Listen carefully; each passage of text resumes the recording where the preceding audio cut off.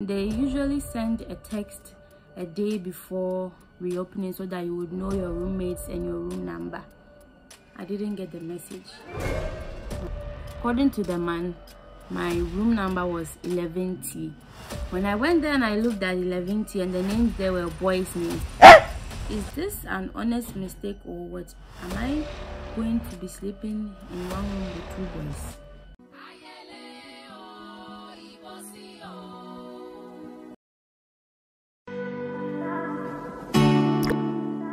Hey aliens, welcome back to the channel. If you are new here, kindly subscribe, like, comment and share.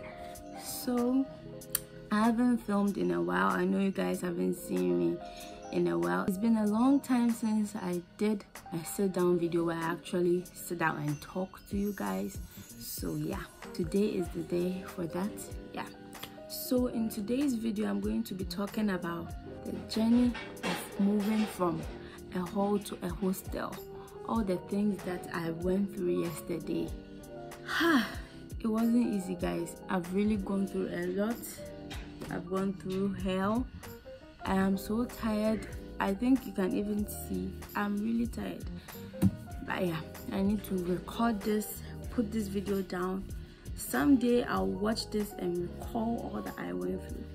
So yes, so as you guys already know, I was in Katanga last year, and in my first day I was in Kunti. So for like 2 years of me being in the university, I've been sleeping at the traditional halls. Yes, and I wanted a change. I wanted to move. I wanted to have like a bigger space, my own, like little something.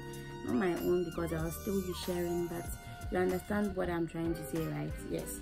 So in the middle of last semester, I planned on moving. I made the decision to move from Katanga to Brunei.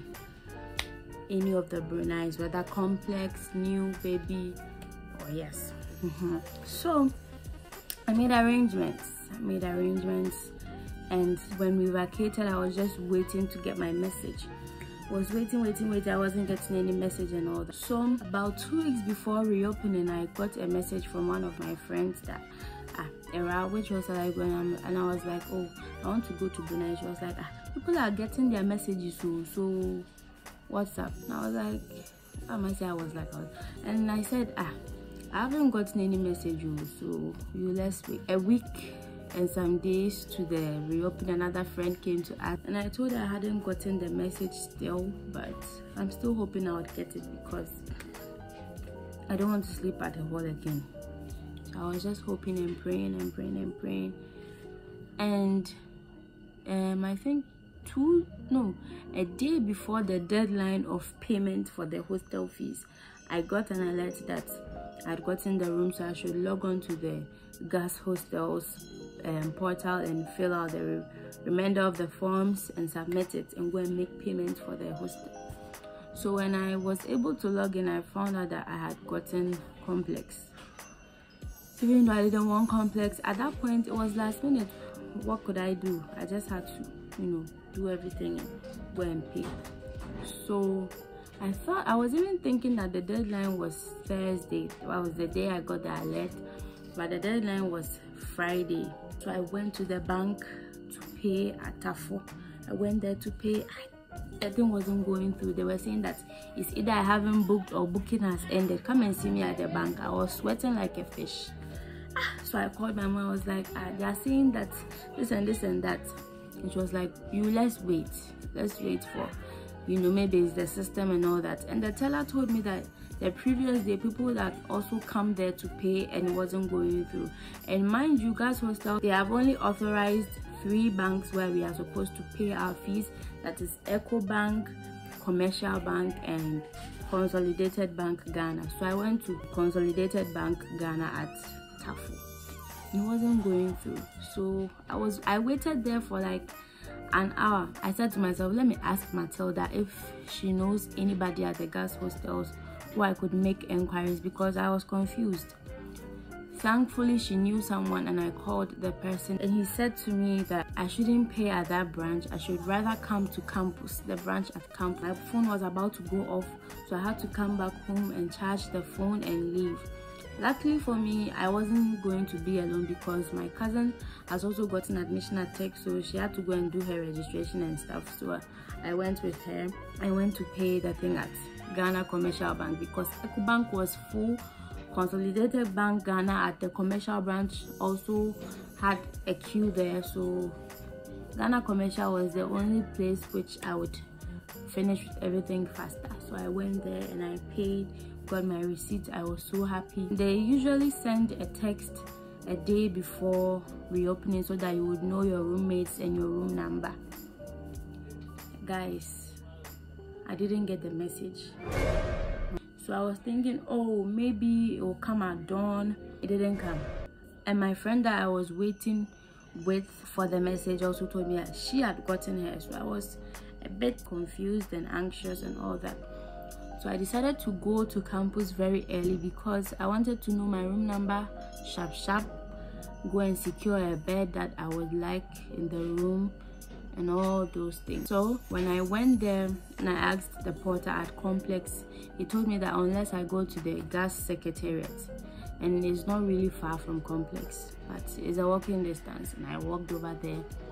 It wasn't even 6 a.m. and the security man told me that they will come to work at 8, so I should wait at the TV room. Guys, can you imagine that I was waiting there? It was morning already. I didn't know that people had already gone to queue at the office, that like the premises of the office, and I was inside New Brunei in their TV room, and I went there, the queue. So I met an old friend there, and we're all waiting. The people came, the manager came, and the man was saying that he also wasn't ready to open the office, so we should wait for the others to come to work. Guys, can you imagine that? Let's even say that maybe we formed the queue at 8. We formed the queue at 8, and as at 10, these people hadn't even tried to let anybody in so that they could fix our problems for us. So we were outside. So I was so tired because I had stood for long. So I decided to go and sit down with my old friend. We came back. The queue had messed up.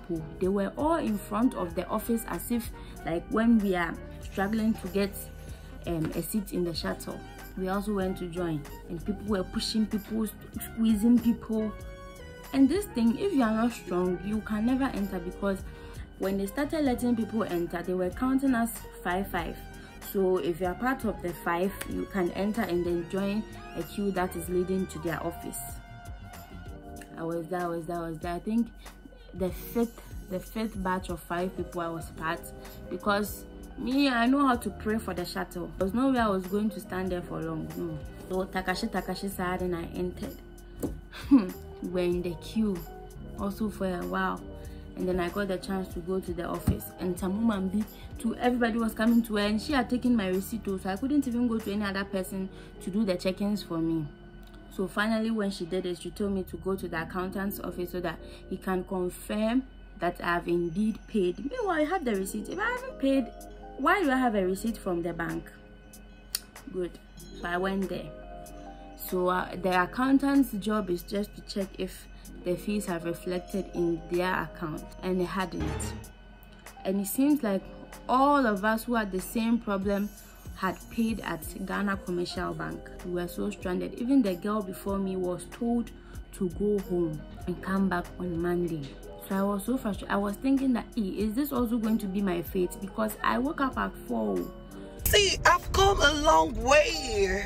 So when we got to my turn, I think the manager made a call, and someone from Ghana Commercial Bank was coming over. It was a Saturday. They don't work on Saturdays, but he got one person who was willing to come and fix our problem. So we were waiting at the conference room.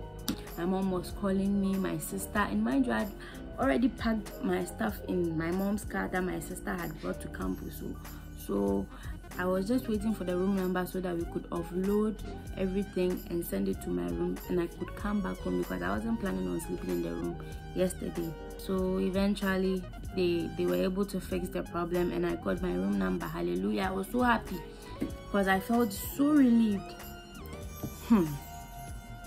According to the man, my room number was 11T. I called Matilda and I was like, they've given me a room number 11T.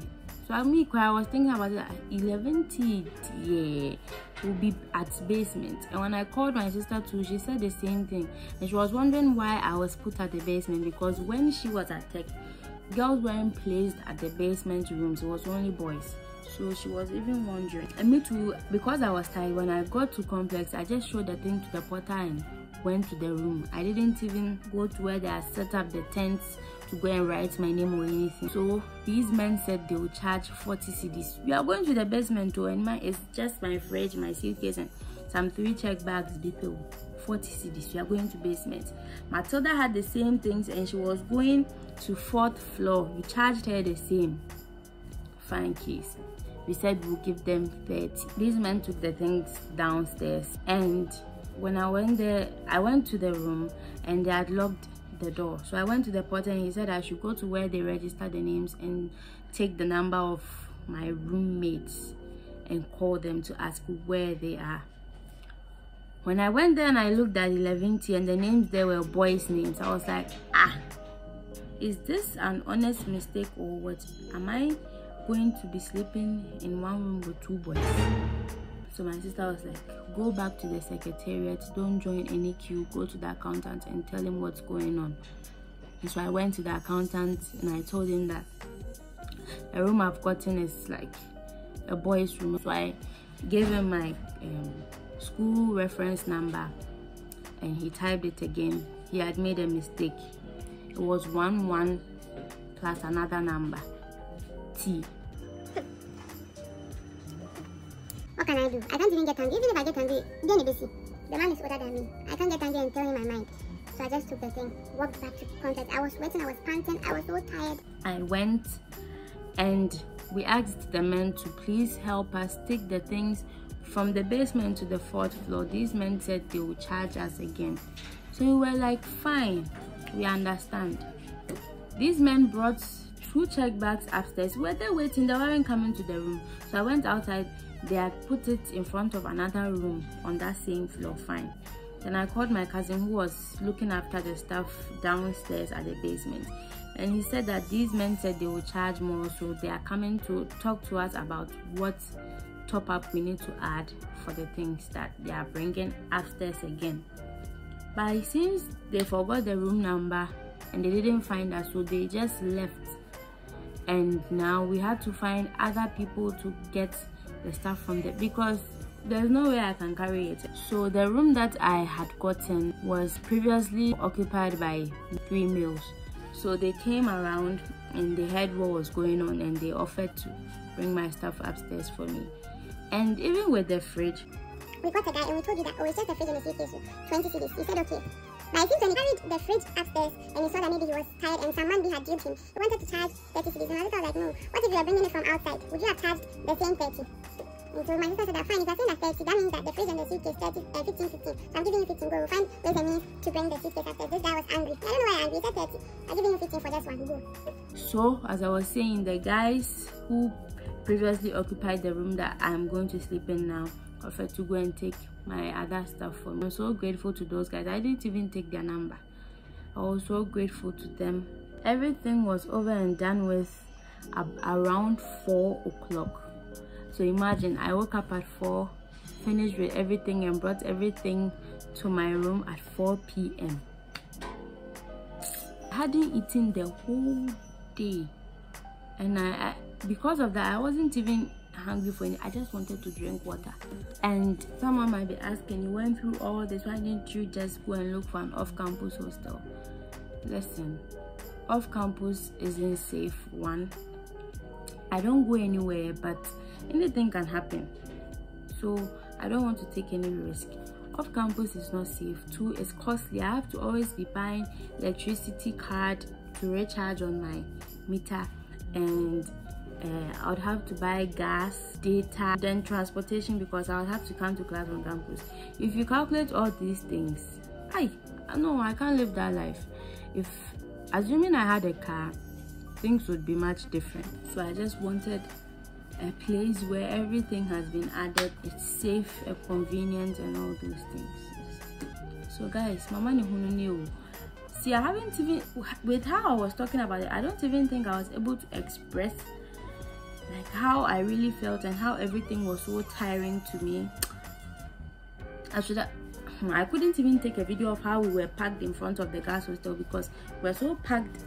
I couldn't even reach for my water bottle in my bag to drink water. Yeah, I think all these things could have been avoided if they had just made everything so simple. You could have just sent the text messages. We suffered, but then they also suffer because a lot of people haven't also gotten their messages, so that means that the place will be packed again on Monday. Well, this is my story.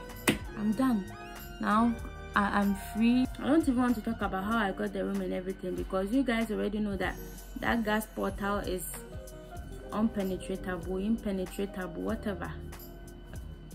You can't enter the portal to go and book a room. So however I was able to get the room, it was just by grace. Bye guys, subscribe, like, comment and share. I haven't really been myself lately, that's why I'm not able to film as much as I want to, but I think on campus I'll find video ideas and post for you guys to watch. Okay, bye.